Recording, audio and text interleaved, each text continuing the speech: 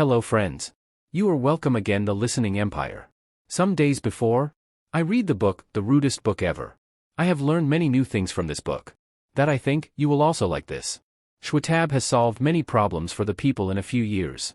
From which he learned a thing. Problems come in all of our life. And to deal with that problems, we need some perspective and principles.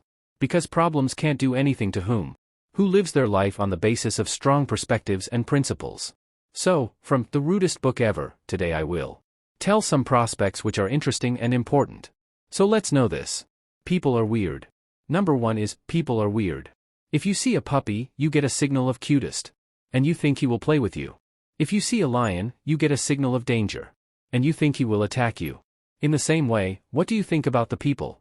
If someone behaves toward you in a good manner and helps you, then you will say people are good. And if someone misbehaves with you, and reject you, then you will say people are bad. Then in actuality, what are people? Some of you will say, people are complicated. And we can't understand people ever. But in actuality, this statement won't help you. Because it doesn't tell anything. People are bad, that will be very negative, and people are good, that will be very positive. So we should choose the middle of these two. People are weird. Because weird is neither positive nor negative. On the internet, many people tell themselves as weird. From the perspective that people are weird, you allow people to behave in any way. And don't judge. If someone rejects you, then by thinking that people are weird, you can move forward. Rejection, failure, and losses are part of life. You have to change your perspective of these all things. That rejections are normal. Either you are a genius, talented, strong, or helpful. People will reject you. Because people are weird. When you get a rejection, then you choose one of these 3 ways. Either you accept that you are a loser. Or you decide, after becoming successful, you will prove to the world that you are better than them. Or you will start blaming the world that this world is very bad. In this, the second point looks powerful, but it is not. You want to get success, but only to prove to the world. And to prove to whom? Who doesn't care about you. Those who get success in actual.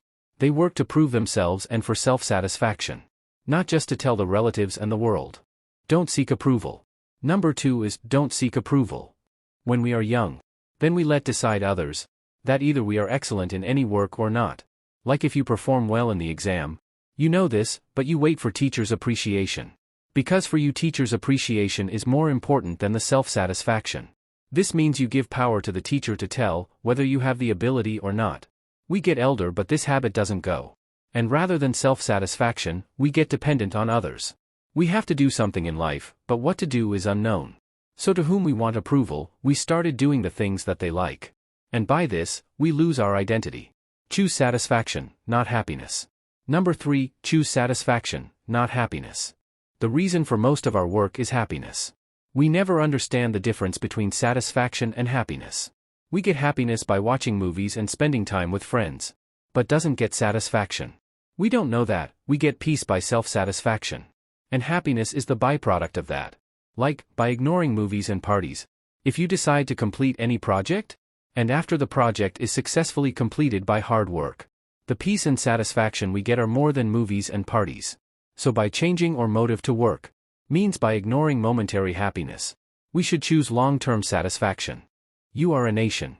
Number 4 is, you are a nation. We should look at ourselves as a nation. You are a nation and others are some different nations. Your parents, friends, etc. are your neighbor nation. You are the president of your nation. And your moral code and ethics are your constitution. Your self-control is your security force. And desire and urges, who trouble your nation, are terrorists. If you want to grow your nation, then by self-controlling, means by the help of your security forces. Terrorists means by getting control of desires and urges. Have to finish them. And together, for self-respect, have to make your moral and ethics code strong. You won't like that someone comes from another nation and rules your nation. Means you have to make the authority over your nation. And to choose what is right or wrong for you. Number 5 is, admire, never follow. Admire, never follow. Nobody in this world to whom you have to believe 100%. And nobody to whom you have to disagree 100%. And nobody by whom you can't learn something new. But we have a habit to make things simple. So we divide people into 2 parts. Some are good and some are bad. Some are heroes and some are villains. But in actuality, people are not entirely good or bad. When you choose someone as a hero or role model, then you assume that he is very good, he can't do any bad things. And by this, you started copying them. And you also ignore their mistakes. When we will start seeing humans as a human, then we can also expect unexpected from them. We should admire the quality and skills of one rather than follow them blindly. And should respect that skill. But we should never follow blindly to any person. And last, number 6 is learn how to think. Learn how to think. Many people would have told you, think differently, think outside of the box, open your mind, etc. But no one would have told you how to do it. In childhood, when we have to know something, then some others used to give a packet of information with which we were satisfied. And instead of thinking myself, we supposed, without question, that either that is right or not. And today also our habits are the same. By ignoring our own thinking capacity, get dependent on packets of information. Due to the availability of information in a single click. If we don't get kicked by any information, then we start finding other information. Instead of thinking ourselves, we have become experts in finding some magical information. Maybe that information solves our problems. It's not mean that you stop reading books and watching videos. It means that think before and after taking information. Whether the information you know now is relevant or not. And if so, how can you apply it to your life? And does anything need to be changed to suit your needs? Because sometimes we are not able to apply the same thing. It requires changing something according to our needs. So read books, because it allows you to see things from a different perspective. But also apply those things according to your need, that you have learned. In the end, if I summarize all the points. First, don't keep much more expectations with the people. Because people are weird. The second is belief in yourself instead of others' approval. Third is, by leaving momentary happiness, choose long-time self-satisfaction. The fourth, see yourself as a nation. The fifth point is, don't follow blindly to anybody. The quality you like about someone, only admire their quality.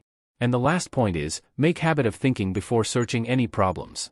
These things I have learned from the latest and best-selling book of The Rudest Book Ever. And many more things are taught here which is very helpful. So I highly recommend that, buy and read this book once.